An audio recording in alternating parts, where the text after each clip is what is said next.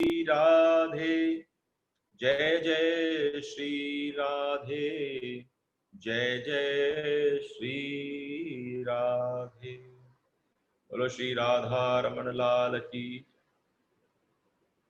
श्री चार भुजानाथ की जय, श्री गिरधर गोपाल की जय। आप सबको प्रणाम।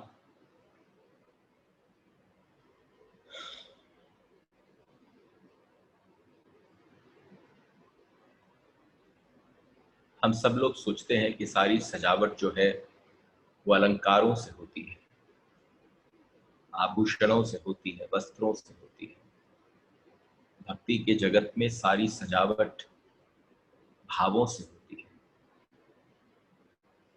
आप भाव से उतना दिव्य श्रृंगार कर सकते हैं जितना दिव्याति दिव्य श्रृंगार हम किसी भी प्रकार के आभूषण से नहीं कर सकते।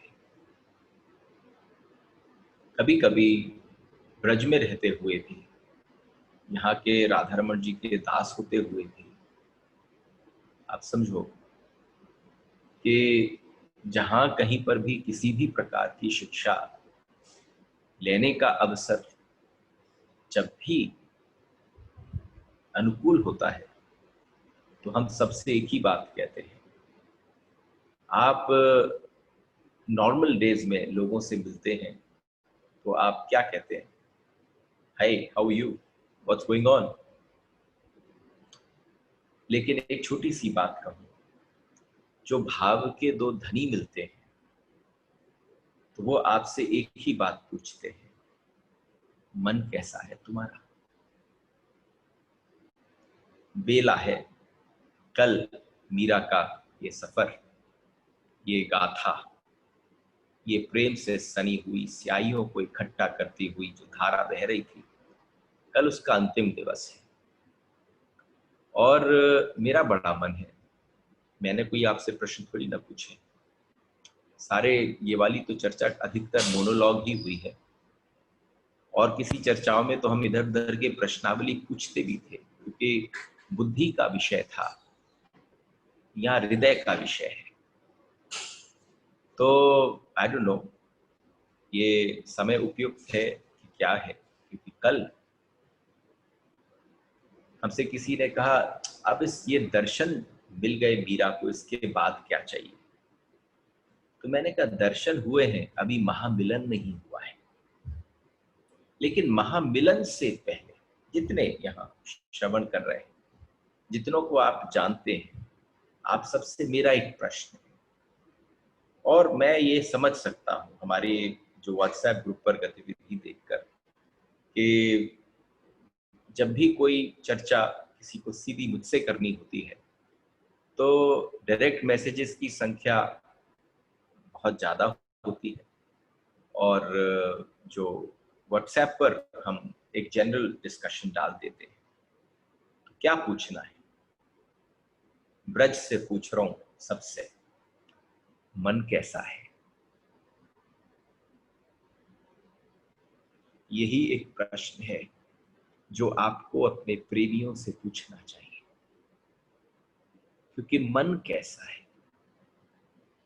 मन रमा कि नहीं रमा, रमण किया उसने गोविंद के संग कि नहीं किया। तो आप समझो ये बात ही अलग हो गई। स्वास्थ्य कैसा है, सब मन से है। और जहां पर मन की चर्चा प्रारंभ हो जाए, मन के स्वामी कौन? चंद्र। कृष्ण किस वंश में आए? चंद्र वंश में। सूर्य बैठे बैठे ताकते रहे, उनको इंतजार करना पड़ा, चंद्र हटने का नाम नहीं ले रहे थे। कृष्ण को कृष्ण चंद्र कहकर संबोधित भी किया जाता है। कल जिस समय जहां पर विश्राम लिया इस चर्चा का, वहां पर अकबर और तानसेन भी दर्शन करने के लिए पहुंचे, अपने आगरा के महल को देखने, वहां की व्यवस्था देखने के लिए तानसेन के साथ आए। और तानसेन उनके नवरत्नों में से एक थे। लेकिन जिस समय श्रवण किया उन्होंने मीराबाई के बारे में, तो तानसेन की भी इच्छा हुई कि उन मल्लिका के दर्शन कराए। और उसका एक विशेष महत्व, क्योंकि सामने भी अद्भुत गायक, लेकिन तानसेन के सामने जब मीरा ने कुछ भी ठाकुर के लिए गुनगुनाया तो उस समय पर ऐसा लगने लगा कि तानसेन गाते ही कहाँ है, तानसेन में कहाँ सामर्थ्य है। देखो, आपको एक छोटी सी बात बता, हम बातचीत तो जगत में बहुत करते हैं, लेकिन वो बातचीत बातचीत हो जाती है। लेकिन आप समझना, हम भी दिन रात अपने दोनों चिरंजीवों के साथ खूब चर्चा करते हैं, खूब उनके साथ आदान प्रदान होता है, लेकिन असल मजा हमारी इस वाणी का और जीवा का जो रस है, वो आप सब ने हमें सौंपा। इन दिनों में आप सब ने श्रवण से सौंपा, ठाकुर ने कहलवाकर प्रसाद दिया। ये प्रसाद ही मानूंगा मैं। एकदम अभी यहां से निकल कर गए हैं और सब बड़े आनंद में थे। कौन कौन आ रहा है, कौन कौन जा रहा है, यहाँ पर कोई नाम ख्याति की अवस्था नहीं है। मीरा का प्रसाद क्या होना चाहिए कि अगली बार किसी मंदिर में दर्शन करने जाएं या कहीं किसी देव स्थान पर जाएं, धाम पर जाएं, तो आप समझना कि ऐसा लगे जैसे जो आपका कोई टाइटल आपको लगता है जिससे दुनिया आपको जानती है,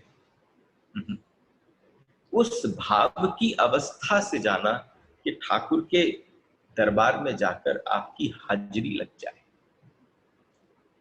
वो केवल बहुत प्रेममय स्वरूप से ही हो सकती है, बहुत नमन होकर, बहुत हम्बल होकर ही हो सकती है। एकदम पीछे से मीरा बैठी हुई थी।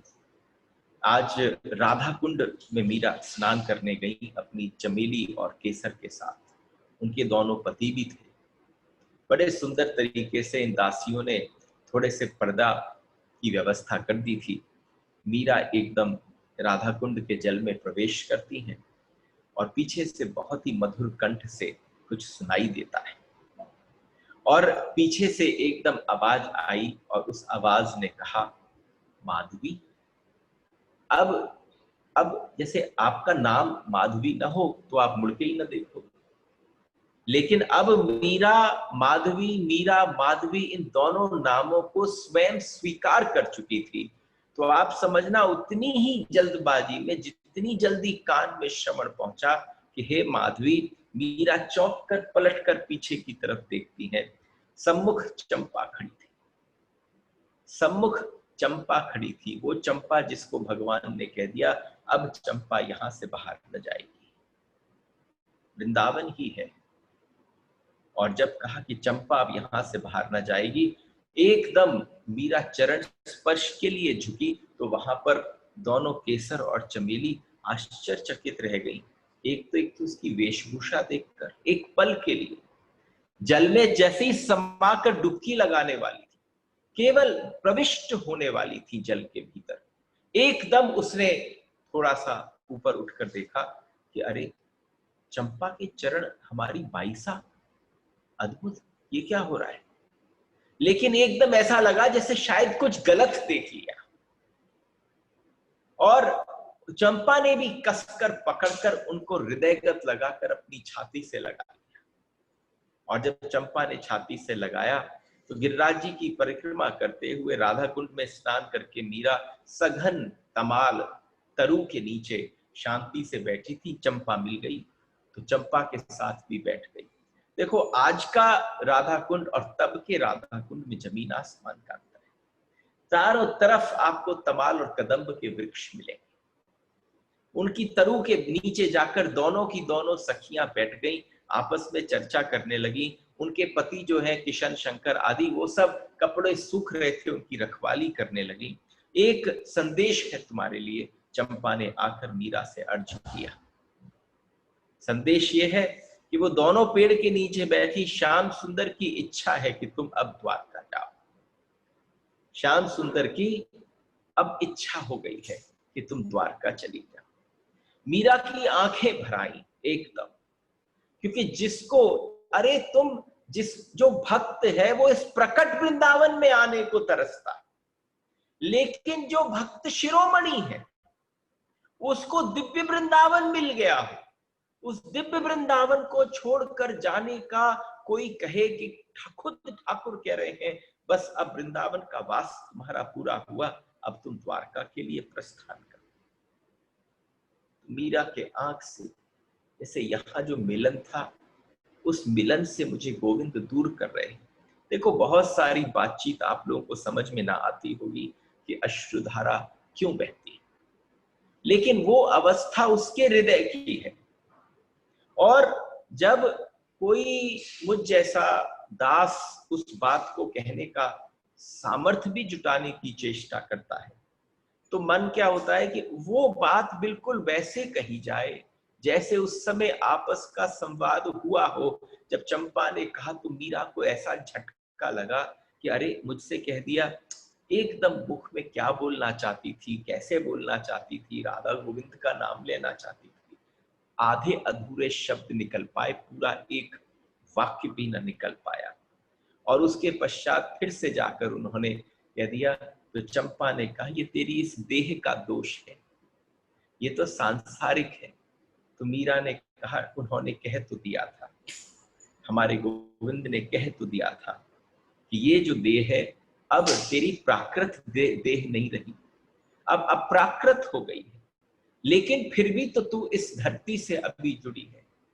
और एक छोटी सी बात है कि तुझे ज्यादा अधिक समय अब इस जगत में रहना ना होगा, ये उन्हीं की लीला होगी। कहाँ तू बेड़ता में थी, कहाँ उसके बाद चित्तौड़ पहुंची, अरे क्या इतनी सारी राजकन्याओं में कहीं भक्ति की लौ लग जाए तो क्या ठाकुर उसको अपने दिव्य प्रदेश में बुलाते हैं, और दिव्य प्रदेश में भी बुलाकर क्या वो लीलाओं में सम्मिलित कराते हैं।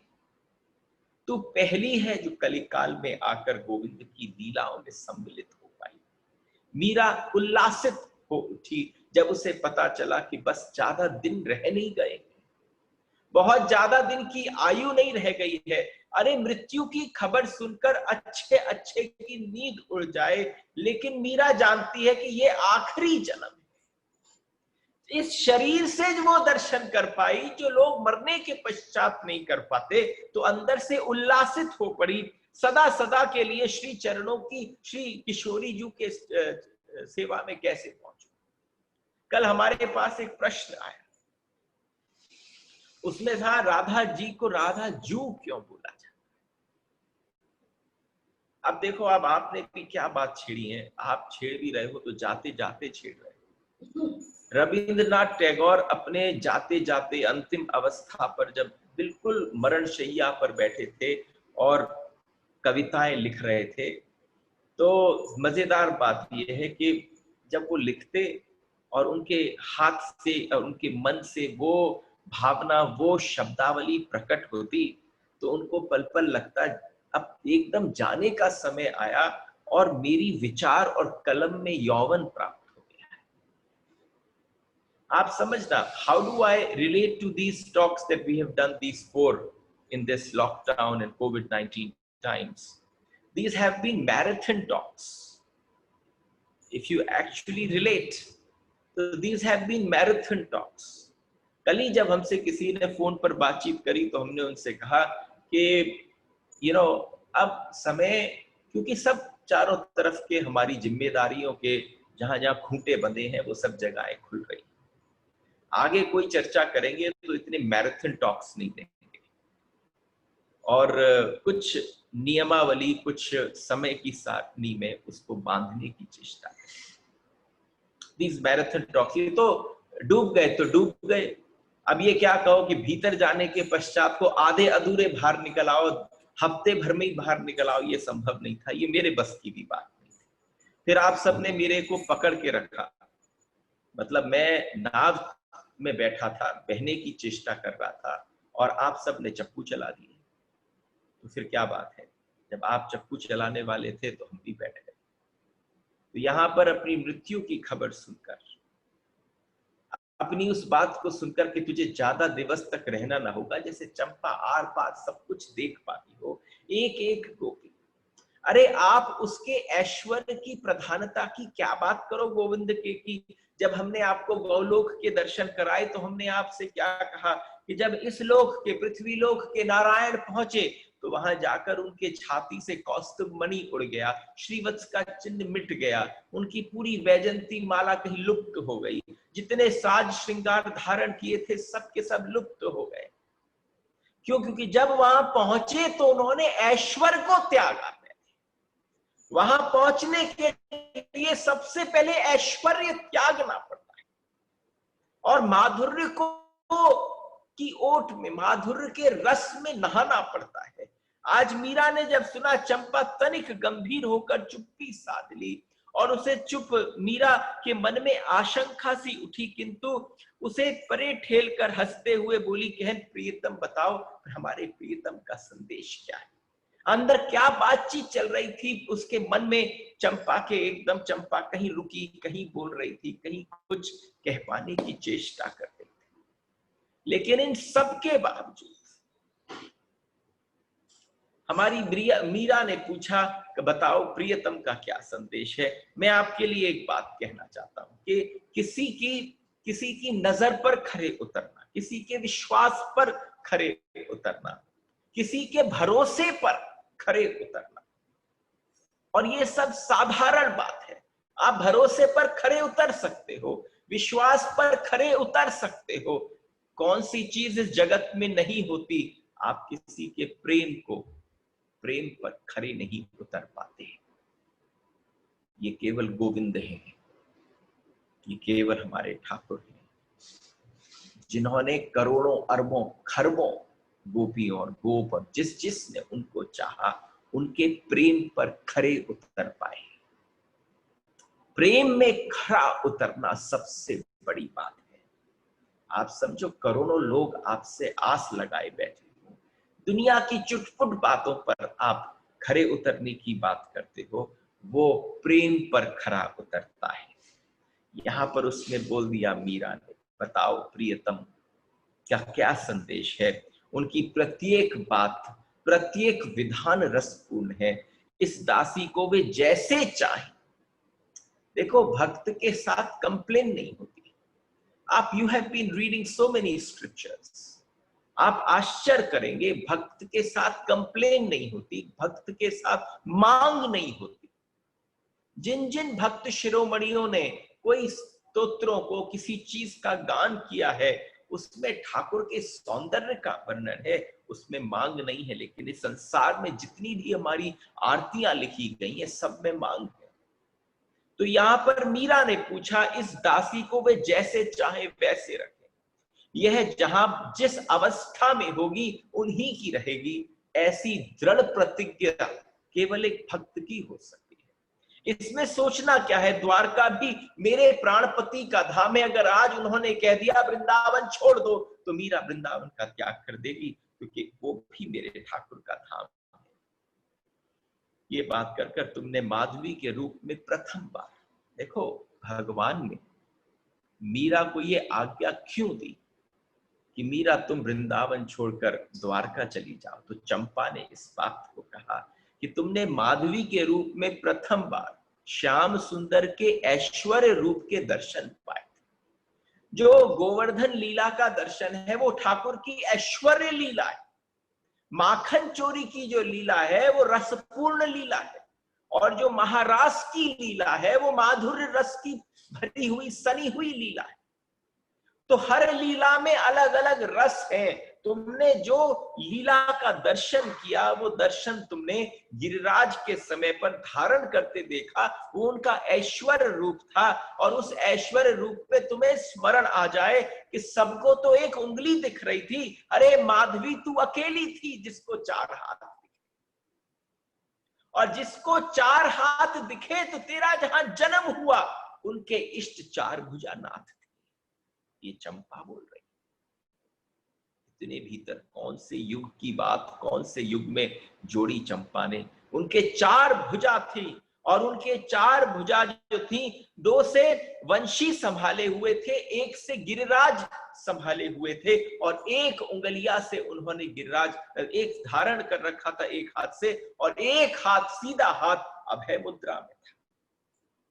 जिस समय पर तूने ये भाव देखा, उसने मीरा और देखा स्वीकृति में मीरा ने जैसे सर हिला दिया। तुमने सदा गिरधर गोपाल कहते हुए द्वारकाधीश की ही सेवा की है। जब तुम्हारा जन्म हुआ बेरता में, तो सबसे पहले तुम्हें कहां विराजमान किया गया? सबसे पहले विराजमान चार भुजानाथ के आगे किया, सबसे पहले वहां। और उसके पश्चात मीरा ने क्या क्या कोई भूल हो गई? मैं अनजान अबोध बालक थी कि मैंने उस ऐश्वर्य के दर्शन कर लिए।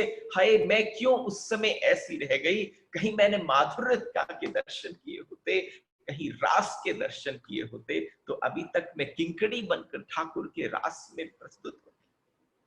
लेकिन उसने मन में सोचा कहीं गलती तो ना हो गई। चंपा ने कहा, अरे नहीं रे। चंपा हंस गई। केवल इतना ही नहीं, वो तो भक्त वंश कल्पतरु है, किंतु फिर भी पत्नी को पति के घर पे ही होना चाहिए। पत्नी कहां रहे? तू इतने दिन इधर उधर रही, यहाँ की लीला दिखाई उन्होंने, अब वो तुझे अपने घर लेकर जाना चाहती। घर भी तो देखो, अभी तो आपने क्या सुना। आज जब हमसे किसी ने कहा कि इतना अद्भुत दर्शन हो गए, अब मीरा को क्या चाहिए? भक्त जब तक महामिलन की स्थिति तक न पहुंच जाए, तब तक पूरा ना होता है। मीरा भी अपने उस स्थान तक पहुंचेगी जहां पर गोविंद ने निर्धारित कर रखा है। लेकिन समझो, हम कहते हैं हमारी पल पल परीक्षा ली जा रही है, लेकिन उसकी प्रतीक्षा, उसकी परीक्षा कैसी थी? उसकी परीक्षा भी और उसकी प्रतीक्षा भी अद्भुत विलक्षण थी। इतने कांटों के सेज से उतर कर आई है। धीरे धीरे अभी मार्ग बढ़ रहा है। यहां पर उसने जब कहा, मीरा भूमि की ओर देखती हुई चुप बैठ गई। संकोच मत कर, जो कहना है जो कह दे। क्योंकि जिस समय चंपा ने इस बात को कहा, तो उन्होंने कहा कि श्याम सुंदर ने कहा, जाकर मेरी मीरा को बोल। अब पता है वो माधवी नहीं बोलते, हम सब तुझे माधवी बोलते हैं, लेकिन श्याम सुंदर तुझे केवल मीरा के नाम से संबोधन करते हैं, कहते भी है मुझे मीरा पसंद। उन्होंने कहा है कि तू देख ले, तेरी रुचि किसमें? आप समझना, कोई राजा अपने प्रजा से बात करे तो ये ना कहेगा, राजा कहेगा आदेश है। लेकिन यहाँ साक्षात ठाकुर प्रियतम बात कर रहे हैं, तो उन्होंने अपनी प्रिय के बारे में भी पूछा। उसकी भी राजी जान लेना। अगर उसका मन इस समय वृंदावन में रम गया है, तो फिर मेरी बात की परवाह ना करे, ब्रज में ही रहे। लेकिन अगर वो इस बात को माने, तो मैं चाहता हूं कि वो मेरे द्वारका धाम जाए, मेरे द्वारका चली जाए। तो उसी समय मीरा ने कहा, आंखें बरस पड़ी। अरे वह चंपा से लिपट गई। अरे इससे ज्यादा ऐसी मैं निम्न स्तर की कैसे हो सकती हूं? मैंने कौन से पाप किए थे कि उनको मेरी इच्छा भी जानने की हुई? मेरी इच्छा है ही कहां? उसने, मीरा ने क्या कहा था पहले कि उनकी इच्छा में अपनी इच्छा मिला दो। उनकी इच्छा हो गई मीरा की इच्छा। ये बात ही कैसे उठ गई उनके मन में? ये बात विचार कैसे आ गया गोविंद के मन में कि वो जो चाहे, मेरा चाहना अब बचा कहां? अब तो वो चाहे, वो मेरा कर्म बन जाए। मीरा की आंखें बरस पड़ी, चंपा से लिपट गई। नहीं नहीं नहीं, वो जैसा चाहे, वो जैसी व्यवस्था करें, जो उन्होंने बोल दिया बस बात है। उनकी उदारता करुणा सीमाहीन है। अपने जनों को इतना मान, इतना इतना मन कौन देता है? तुम कहते हो हम लोगों को समय देते हैं ना, आप समझना, यहां आप इस 1 घंटे के समय पर जो बैठे हो, आप अपना समय नहीं दे रहे मुझे, मन दे। और मैं कौन हूं लेने वाला? वो है जिसको दिया जा रहा है, जिसकी कथा चर्चित हो रही है। और सबसे बड़ी बात है, तुम किसी को धन, ऐश्वर्य, पद कुछ भी दे सकते हो, लेकिन तुम मन नहीं देते। सबसे बड़ी बात है, और वो केवल मन मांगता है। तुम्हारा मन कहीं और रमा हुआ रहता है। लेकिन वो तुमसे कहता है अगर तू मन दे दे तो सबकी चिंता मत कर, वो सब मैं संभाल लूंगा। तुम पे मन नहीं दिया जाता, यहाँ मीरा ने उनको मन दे दिया है। अवश्य अंतर की आट में कोई बात कहनी हो, ये इतनी सरल बात ना होगी। सबको वृंदावन वास की चाहना होती है। मेरे ठाकुर मुझे वृंदावन से द्वारका भेज रहे हैं, इसके भीतर भी कुछ रहस्य होगा। चंपा प्रसन्न उठी। ठीक है बहन। आपस में मीरा से कहा, बस इतनी सी बात लोग समझ नहीं पाते कि उसकी इच्छा में अपनी इच्छा मिला दो। केवल इतनी सी बात है, लोगों के समझ में नहीं आती। मीरा ने पूछा, और बात रहने दो चंपा, मैं तुमसे ये पूछना चाहती हूँ कि कभी जब प्रियाजू और ठाकुर जी संग संग होते, तुम तो निकुंज के द्वार पर रहती हो, तुम बाहर की परिधि पर रहती हो, बिल्कुल तुम्हें अंदर क्या संवाद घटता है वो सब कुछ सुनाई देता होगा। क्या कभी राधाजू और हमारे गोविंद दोनों मिलकर आपस में कुछ हमारी बात भी करते हैं? आप समझना, देख आइए उस दृश्य को, समझ पाई है कि ये चंपा जो है ये कौन है। ये राधा रानी की अंतरंग सखी में से एक है। सारी चर्या सारी व्यवस्था चंपा के हाथ में है। आज वो चंपा साथ में बैठी है तो कुछ बताना, और हम तो उनके उनके बस प्यासे हैं, वहां से कोई बूंद टपक पड़े। वो जब दोनों बैठे होते हैं तो क्या इस दासी का स्मरण करते हैं। अपने आंचल से चंपा ने मीरा के उन बहते हुए अश्रुओं को पहुंच कर बोली कि तुझसे क्या कहूं। उसने अपनी गोद में उसको खींच लिया। अपनों को कभी कोई भूल नहीं पाता, जिसको गोविंद अपना कह दे ये संसार उससे अपने आप ही ऐसा हो जाता है कि उससे फिर संसार में कोई पराया नहीं दिखता। जिस समय उससे मीरा से ये बोला तो मीरा के मन में आया, वास्तव में जितने लोगों ने इस मीरा को सींचा आज वो सब मुझे प्यारे लगते हैं। अंदर से उनके प्रति मेरे आशीर्वाद निकलता है। आज चंपा से उसने पूछा तो चंपा ने कहा कि तुझे क्या बताऊं, नित्य सांझ को जब सखियां इकट्ठी होती, जब नित्य सांझ को अंतरंग लीला में दोनों अपने संग हो तो हम बाहर चौकसी दें या हम प्रकृति के रूप में परिणत हो जाएं। लेकिन जिस समय सारी की सारी सखियां इकट्ठी होती हैं, जब महाराज की प्रस्तुति होती है और अपने गोविंद के लिए हम सब सज धज कर चारों तरफ गोलाकार वृत्ति बनाकर खड़ी हो जाती हैं, तब श्याम सुंदर और राधाजू के बीच में तेरी चर्चा चल। ठाकुर कहते हैं, मैं उस समय कैसा हो गया, मेरे मुख से क्या निकल पड़ा कि कलिकाल में अगर तूने भक्ति करी तो तू प्राप्त होगी। और क्या पता था वो भक्ति उसके हर युग में प्रबल होती रही। 4500 वर्ष इन मनुष्यों के पृथ्वी लोक के बीत गए, लेकिन उसकी आकांक्षा बढ़ती रही। मेरी कोई ऐसी प्यारी नहीं है जैसी मीरा है, जिसने इतने वर्षों तक धारा में एक बार कमी ना आने दी। तो मीरा कहती है, धारा कब सूख सकती है, जब उसका उद्गम स्थान जो हो उसमें कुछ कमी हो। यहाँ उद्गम जो भक्ति का है वो कृष्ण के चरणारविंद से निकलता है। अरे ये धारा तो कितने अनंत अनंत वर्षों तक जीवित रह सकती है। क्यों? क्योंकि ये साक्षात प्रियाजू और ठाकुर जी के चरणों से आता है। तो हमने आपसे कहा कि एक प्रश्न आया, किसी ने हमसे पूछा ये जू क्यों बोला जाता है। जिस समय जू बोला जाता है वो सम्मान सूचक भी है, वो प्रेम सूचक भी है, वो माधुर्य सूचक भी है, वो उसकी वृद्धि भी कराता है। और समस्त जब आप सबको नाम के संबोधन में थोड़ा भी आदर सत्कार देते हैं तो जी कहकर संबोधन करते हैं, लेकिन सारे जी जितने संबोधन कर दिए जाएं, जिन जिन को आपने नमन किया हो उन सबके नमन आपने स्वीकार किए हो, उन सबके नमनों को ले जाकर जब जू के चरण में छोड़ दिया जाए, उस समय की अवस्था को, जिस समय पूर्ण शरणागति स्वीकार कर ली जाए, जिसके ऊपर अब कुछ न हो, उनके आगे जू प्रस्तुत होता है। उनको कहते हैं श्री राधे जू। हमारे राधा रमण देव जू जहां पर आपकी संपूर्ण शरणागति, आप पूरी तरह से उनके आगे। तो ठाकुर दासबोधन शब्द है, ठाकुर प्रेम पूर्वक जहां अपने सरमाथे जिसको विराजते हैं, जहां जिसको यहां विराजमान कर लिया जाए। तो प्रिया जी कहां विराजती हैं? ठाकुर सारी की सारी जितनी गोपियां हैं वो रूठ जाए ठीक है, लेकिन मानवारी गोपी कौन है? एक साक्षात राधा रानी। और सबसे बड़ी बात है, मान जिसके मान उठाने में आनंद आए, उनके आगे झुककर मान को सहते हुए कहा जाए हे राधे जू।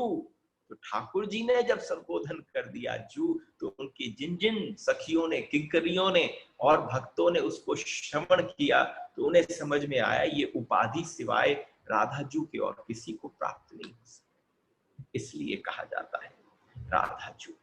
उसके पश्चात जब सारी बात चली तो उसमें चर्चा चली, तब श्याम सुंदर और राधा रानी के बीच में आपकी चर्चा चलती है। बहुधा तेरे बारे में पूछते हैं, कई बार तेरे वियोग के कारण उन दोनों की आंखें भर जाती। ऐसी भक्ति, ऐसी उत्कंठा, ऐसी लालसा कहीं किसी के जीवन में देखने को न मिली, जो मीरा जिस तरह से तूने अपने जीवन को सजाया। मीरा ने एकदम एकदम जैसे ही कहा कि वे तेरे दुख से दुखी होकर कहते हैं कि मीरा की सेवा, मीरा की प्रशंसा करने वाला मुझे बहुत प्रिय है और उसका विरोध करने वाला मेरा भी वैर है।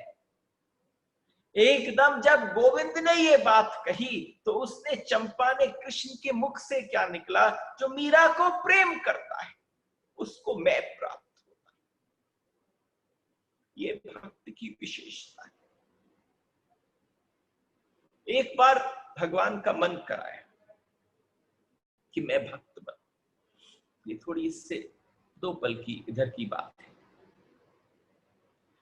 भगवान की इच्छा कराई कि मैं भक्त बनूं, तो भगवान ने कहा भाई मेरा बड़ा मैं भक्त बनूं, तो शास्त्रों को बुलाओ, वेद सारे उपनिषद सबको बुला लिया गया। हाँ भाई ऋग्वेद तुम आयो, तुम बताओ हम भक्त बनना चाहते हैं। भगवान कह रहे हैं गौलोक में कि हम भक्त बनना चाहते हैं, हम भक्त कैसे बन सकते हैं? तो ऋग्वेद ने अपने अंदर टटोला, और ऋग्वेद ने जब अपनी सारी ऋचाओं से पूछा कि भगवान भक्त बनना चाहते हैं, तो वहां कहीं पर भी इस बात का उत्तर नहीं था कि भगवान भक्त कैसे बन सकते हैं। उसके बाद और वेदों से सबसे पूछ लिया, लेकिन वेद आदि सब मिले और सबने आकर कहा भगवान ये हमारा विषय नहीं है, ये तो श्रीमद् भागवत का विषय है। श्रीमद् भागवत भी वहां पर मूर्तिमान बनकर खड़े थे, उनको एक बड़े ऊंचे से स्थान पर बैठाया गया और उनसे पूछा गया, हाँ भाई श्रीमद् भागवत महापुराण, आप बताएं कि भगवान भक्त बनना चाहते हैं, कैसे बन सकते हैं? तो भगवान ने क्या कहा, श्रीमद् भागवत ने क्या कहा? श्रीमद् भागवत ने कहा भगवान विधान सबके लिए एक है। अगर कोई भी भक्त बनना चाहता है तो सबसे पहले काम उसे क्या करना पड़ता है कि क्या किसी भक्त के चरण की रज अपने मस्तक पर धारण करनी पड़ती है।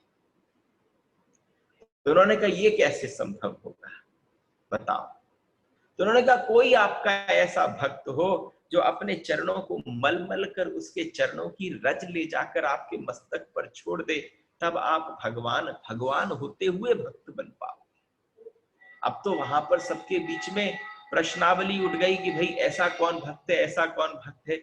लेकिन गौलोक की चर्चा है, जैसे ही ये बात राधा रानी के पास पहुंची तो लीला में थे, ठाकुर का आज मुख जो है हल्का सा मुरझाया हुआ था। राधा रानी के पास पहुंचे और जाकर कहा मेरी बड़ी इच्छा है राधे, मैं भक्त बन जाऊं। तो राधे ने कहा कि अच्छा, तो क्या कहा, आप भक्त कैसे बन सकते हो? कि कोई भक्त मुझे चरणों की रज ला कर दे दे और मेरे मस्तक पर मैं उसे चढ़ा लूं, तो उसी पल मैं भक्त बन जाऊंगा। राधा रानी ने एक पल के लिए भी न सोचा, उसी समय अपने सिंहासन से उतरी और अपने चरणों को मलने लगी। प्रिया जी से ठाकुर ने पूछा, हे राधे तुम ये क्या करती हो? तो उन्होंने कहा सुना नहीं, अभी आपने ही तो कहा था कि अरे किसी भक्त की तो आपकी भक्त ही तो हूं। और उस भक्त की चरण धूलि को लेकर ठाकुर ने अपने मस्तक पर धारण कर लिया। जिस समय ठाकुर की इच्छा हुई तो वो ही स्वरूप जो है वो चैतन्य महाप्रभु के रूप में अवतरित हुआ, क्योंकि भगवान की इच्छा हुई कि मैं ये रस देखूं, ये भक्त मेरे चरणों में आकर बैठकर क्या करना चाहते हैं, इस रस को मैं कैसे समझ पाऊंगा, ये मैं कैसे समझूं कि मेरे चरणों में ऐसा कौन सा रस है जिसको लेकर ये पागल और व्याकुल हो जाते हैं। तो मैं भी एक बार अपने ही चरणों की प्रीति करूं। तो उन चरणों की प्रीति करने के लिए साक्षात कृष्ण उतर आए, और जब कृष्ण उतरे तो राधा रानी से कहा कि अपना स्वरूप मुझे प्रदान कर दो। तो जो गौरांग स्वरूप है वो महाप्रभु का, वो बाहर से श्री राधा रानी है कि राधा रानी उनको देखती कैसे है। जब वो अंदर देखा हुआ अंदर जाता है, छिपे हुए कृष्ण उसका दर्शन करते हैं, तब जाकर जो उल्लास होता है, उस उल्लास को ही हम भक्त की परम अवस्था कहते हैं। उस उल्लास को ही भक्त की परम अवस्था कहा जाता है। और तुमने कहा चंपा कि विरोध करने वालों पर वो नाराज हैं, उनसे कहना बहन अनजाने में मेरे विरोध करने वालों को भी मीरा अंदर से आशीष देती है और अपने ठाकुर से प्रार्थना करती है। देखो ये बात मीरा ने कही, लेकिन मीरा ने किसी और से सुनी ना हो।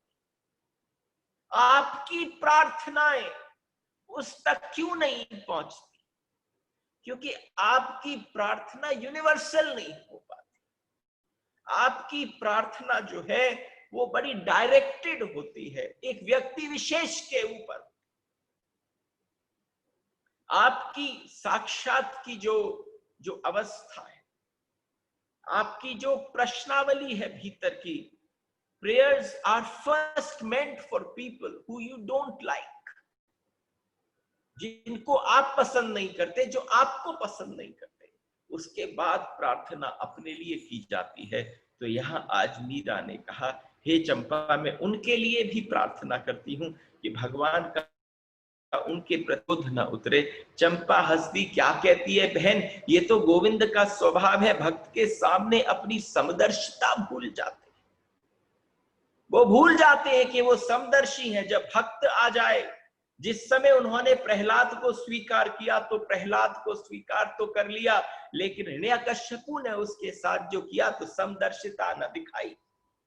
समदर्शिता किसमें है कि जब उसके शरीर का नाश किया तो उसको भी विलीन कर लिया, तब समदर्शिता दिखती है। लेकिन भक्त के साथ कोई विरोध करता है तो उसमें समदर्शिता नहीं होती। वे कुछ भी नहीं भूलते चंपा। तुम कुछ सोचोगे, तुम कुछ छुप के कर पाओगे, तुम छुप के कुछ न कर पाओगे, क्योंकि उनसे कुछ छिपता नहीं है। यदि दुख देने वाला न हो तो जीव के पाप कर्म कैसे मिटे? नहीं चंपा, मैं इस बात को नहीं मानती। उनसा हित करने वाला कोई नहीं है। आज जितने लोग मेरे विरोध में खड़े थे, मैं उनको प्रणाम करती हूं, क्योंकि उनके हर विरोध ने मुझे कृष्ण की ओर समीप कर दिया। और आपके जीवन में, संसार में हर विरोध आपको कृष्ण से दूर कर देता है, लेकिन भक्त के जीवन में हर विरोध उसको परमात्मा के निकट ले जाता है। चंपा ने हंसर हिला दिया। सहज नहीं, परंतु अपने स्वभाव से गोविंद भी क्या कर सकते हैं। अपने प्राण सखा भी अपना स्वभाव नहीं छोड़ पाते। और उसी समय जानना भी चाहती है कि हमेशा हम लोग क्या करते हैं, हम हमेशा दो नावों में पांव रखते हैं। यहां पर एक ही काफी है। जब एक तारा, एक रस, एक साक्षात सत्ता है, तो पूरी तरह से समर्पित उस पे हो जाएंगे। उसी समय चमेली आई और उसने आकर थोड़ा भोग वाग लगाने की व्यवस्था करी। जैसे ही वहां भोग लगा तो उसने देखा कि ये चंपा बहुत दिन से गायब हो गई थी, आज जब आई है तो दिव्य अलंकारों से सजी हुई है। उसने एकदम उसे देखा और उसके मन में उठा, हो सकता है कि किसी बहुत बड़े राजा के यहाँ दासी बन गई हो। लेकिन जिस प्रकार से हमारी बाईसा के साथ बैठी है, बिल्कुल घुटने से घुटना छूकर, और बीच बीच में देखूं तो हमारी बाईसा के घुटने के ऊपर चंपा अपना घुटना रख देती है। और चमेली ये देखती है तो उसमें सहन नहीं होता, क्योंकि अभी तक समकक्ष लक्ष सारी दासियां थी, सब आपस में संग संग सोती थी, पंगत में लगाकर खाना खाती थी। और आज जब उसने कहा कि आज तो चमेली इतना सुंदर पुष्ट प्रसाद बना रही है, गिरधर गोपाल को भोग लगा, आज तो तेरे हाथ का खाऊंगी, थोड़ी सी अंदर चिढ़ गई। और उसने अंदर ही अंदर सोचा कि पता नहीं क्या है कि इस चंपा को इतना सर पर चढ़ा लिया। अरे ये जीवन में कुछ भी कर ले, हमारे बाईसा की बराबरी नहीं कर पाएगी। चंपा भी समझ गई अब उसके चेहरे को, उसकी आकृति को, उसकी आंखों को देखकर कि चमेली भीतर से कुढ़न महसूस कर रही है, कि वो मीरा के ऊपर पांव रख रही है, हाथ उसके कंधे पर रख रही है, कभी कभी उसके माथे को छूकर आशीर्वाद दे रही है। तो चमेली समझ न पाती चंपा को इतना क्यों ऊपर चढ़ा रही। लेकिन चंपा को लगा कि जो आशीष आज मीरा के संग रहकर सबको प्राप्त हुआ है, अरे आज चंपा सामने आ गई है तो वो क्यों ना चमेली को और केसर को भी प्राप्त हो। उसी समय चंपा खड़ी हुई और उसने जाकर चमेली को हृदय से लगा लिया। और जैसे ही हृदय से लगाया तो अंदर जो बैठी किशोरी जी के चरणारविंद थे, उनका जो रस था उसके भीतर, जो कृष्ण का आनंद था, जब वो हृदय से हृदय में संचार हुआ, तब जाकर चमेली को ऐसी दिव्य दृष्टि मिली, तब वो समझ पाई कि चंपा कौन है। एकदम अपने आप को झुकाया, चरणों में नमन कर दिया, अपनी केसर को बुलाया, शंकर को बुला, उसने अपने पति किशन को बुला, सबने आकर उनके चरण छुए। उसके बाद बड़े सुंदर तरीके से थाल प्रसाद आदि भोग लगाया गया। सब कुछ अर्पण करने के बाद देखा कि अपने झूठे टुक्कड़, जैसे मुंह में से गस्सा लिया कुछ हाथ में रह गया, तो मीरा ने उसके हाथ से, चंपा के हाथ से गस्सा लिया और अपने मुख में डाल लिया। आज इस भाव को देखा, व्याकुल हो गई। कौन थी ये चंपा? आज सबका मन चंपा का परिचय पाकर चमेली और केसर चकित थे।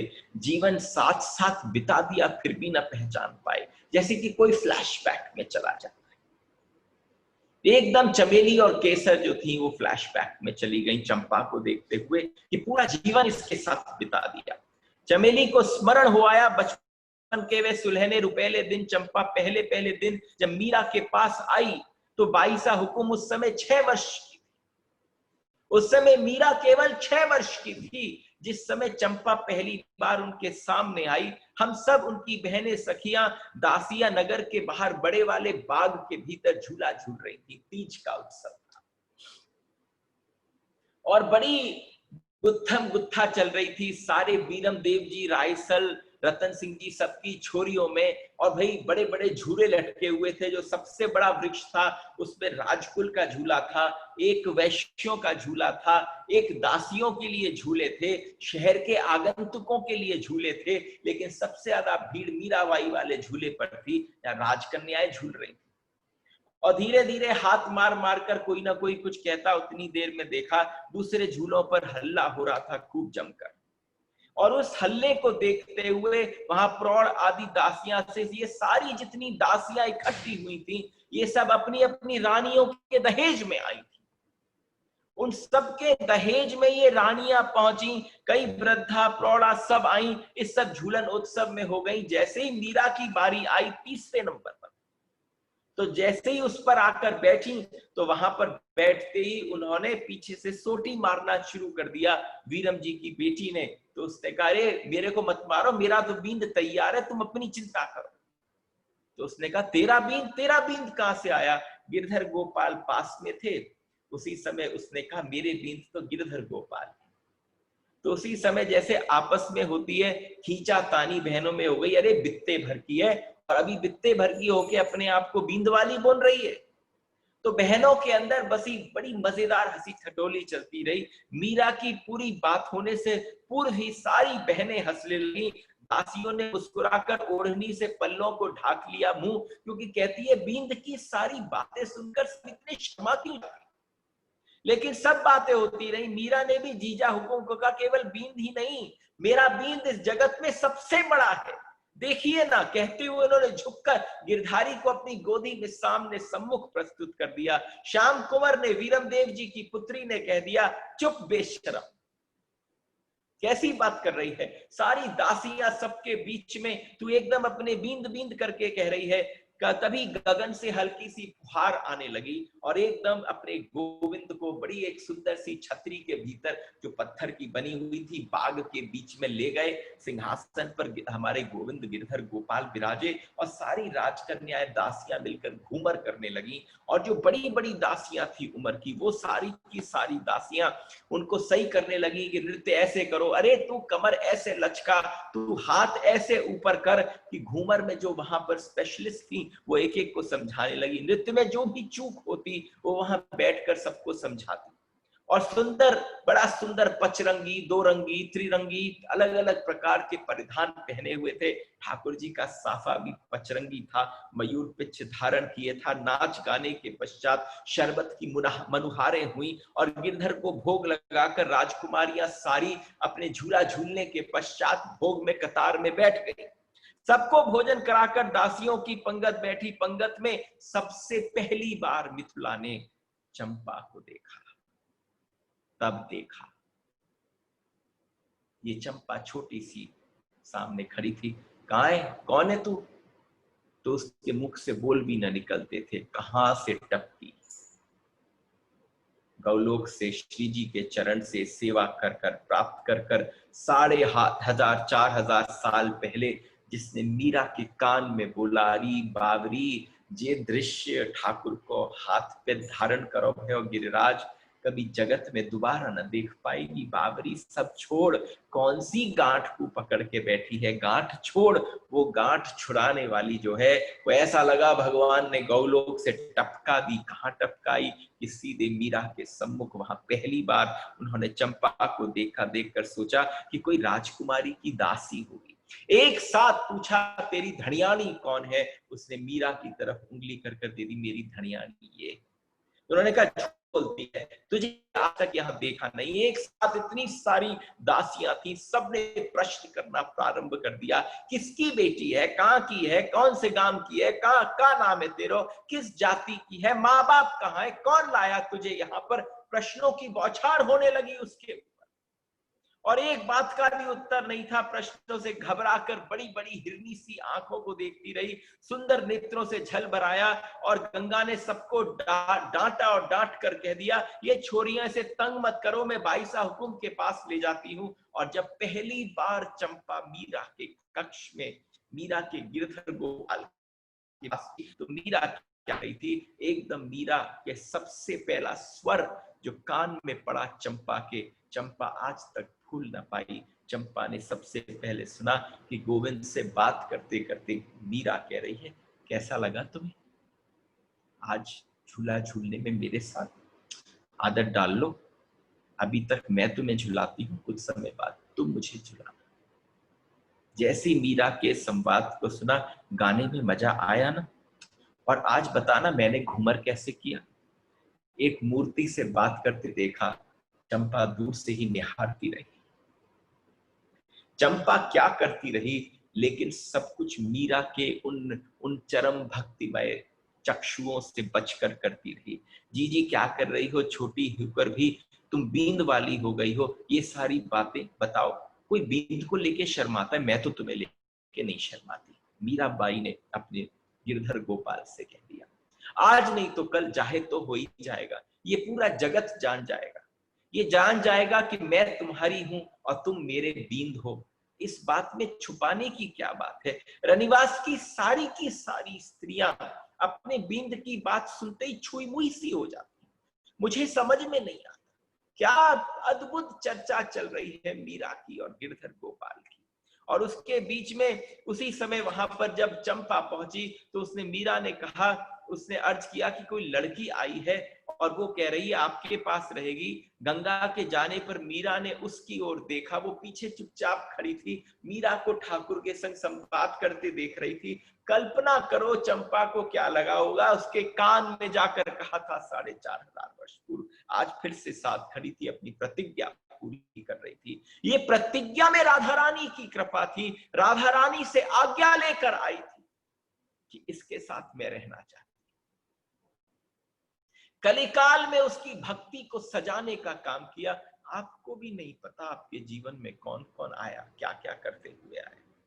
और उसकी सुंदर सी खूब सुंदर आंखें, इतने सुंदर स्वरूप, ऐसा ऐसा जैसे दूध में केसर घोल दो, वो जो रंग बन जाता है दूध का और केसर के मिलने के बाद, ऐसा ऐसा उसका रंग था। और हाथों में हाथी दांत की एक एक चूड़ी उसने धारण कर रखी, जिस पर छोटे छोटे घुंघरुओं की झुमकियां लटकी हुई थी। उस स्वरूप को देखा जैसे किसी ने सजाकर मीरा के लिए सखी भेज दी।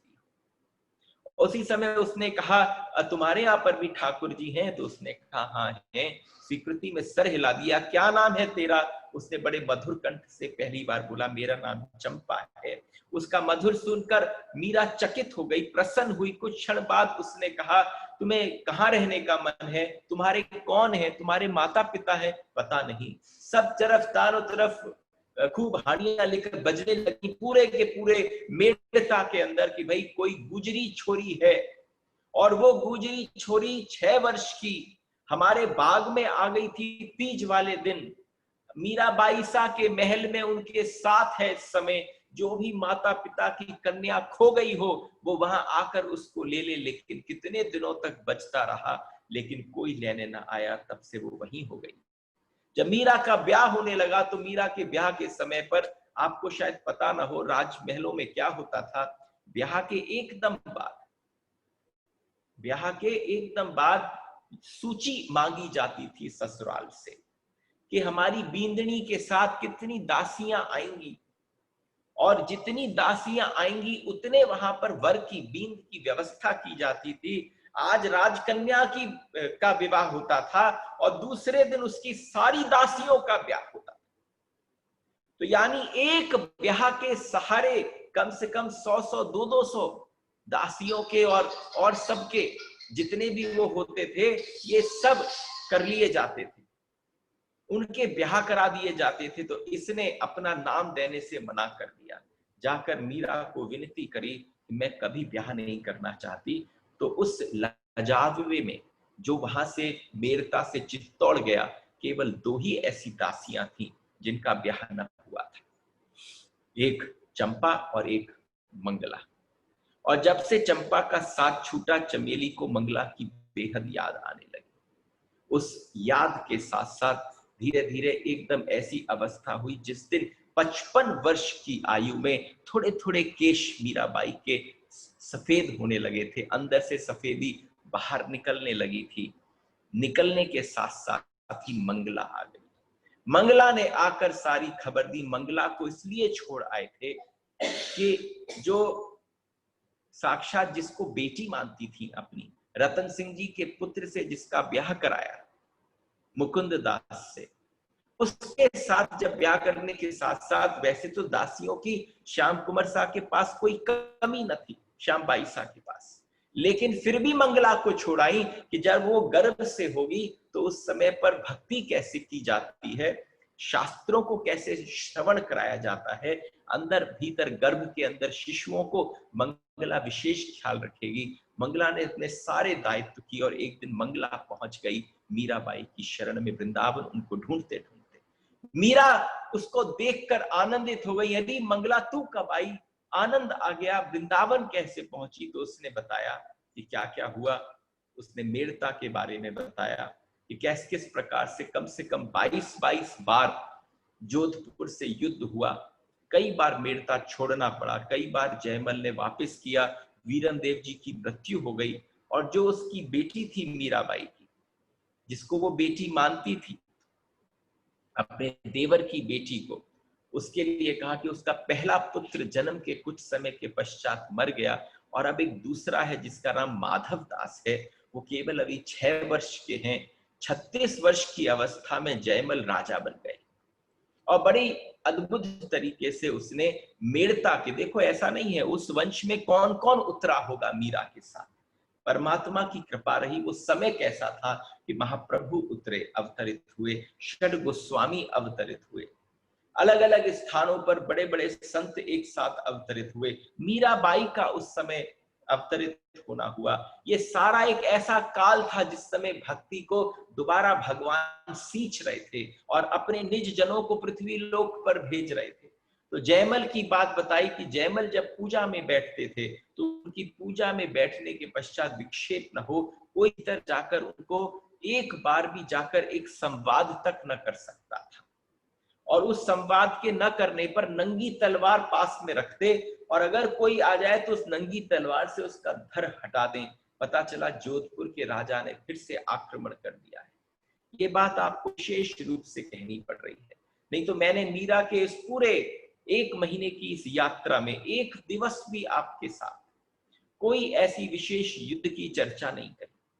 लेकिन आज जब रनिवास में खबर पहुंची कि केवल 7 कोस दूर जोधपुर की मालदेव जी की सेना आ रही है आक्रमण करने के लिए, और अगर हमने राजा को पूजा में जाकर सूचना नहीं दी तो कहीं ऐसा ना हो मेड़ता हाथ से गंवा दे।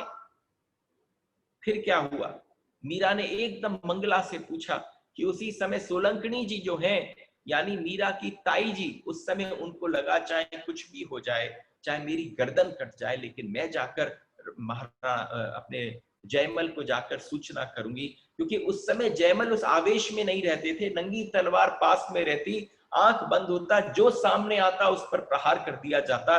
तो अपने मरने के डर से कोई न गया उनके पास।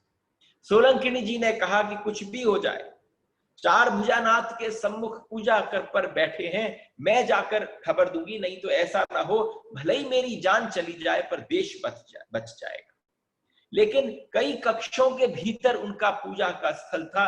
जैसे ही बाहर वाले कक्ष में पहुंची तो जयमल उनको बाहर वाले कक्ष में ही मिल गए।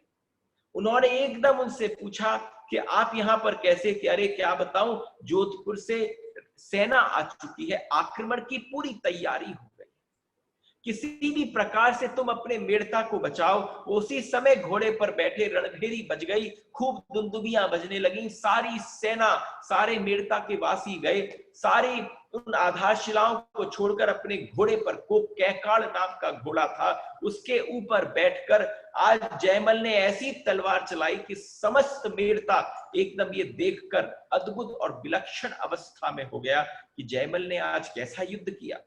जब जीत कर लौट कर आए तो जय जयकार हो रही थी, लेकिन जय जयकार होते हुए अपने मंदिर से जयमल बाहर निकले तो जो घुसे थे घोड़े से अंदर वो कहीं लुप्त हो गए। जब वो बाहर निकले तो उन्होंने कहा ये जय जयकार क्यों हो रही है? उन्होंने कहा महाराज अभी अभी तो आप युद्ध जीत कर आए हो। कि कौन सा युद्ध?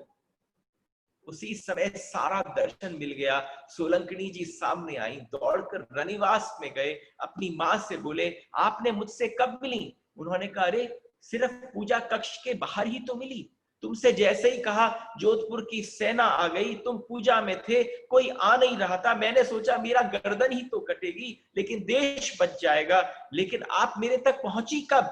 उन्होंने सब बताया, लेकिन साक्षात 4 भुजानाथ ने अपने सेवक के लिए स्वयं सेवक का रूप धरकर घोड़े पर बैठकर उसके लिए युद्ध लड़ा, और यहाँ जयमल बैठकर केवल उनकी पूजा करता रहा।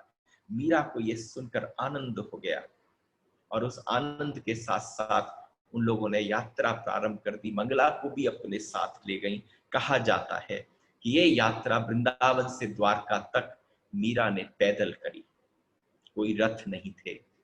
उसने कह दिया वृंदावन में भ्रमण कर इस गोवर्धन की परिक्रमा को कर मुझे चलने का अभ्यास हो गया है। अब मैं अपने वृंदावन धाम से द्वारका धाम तक जो जाऊंगी ये पद यात्रा करूंगी। तो पद यात्रा का जो समय लगेगा वो आज रात्रि भर पद यात्रा में रहेंगी। कल सुबह सुबह जब द्वारका पहुंचेंगे तो आपको द्वारका के दर्शन कराएंगे।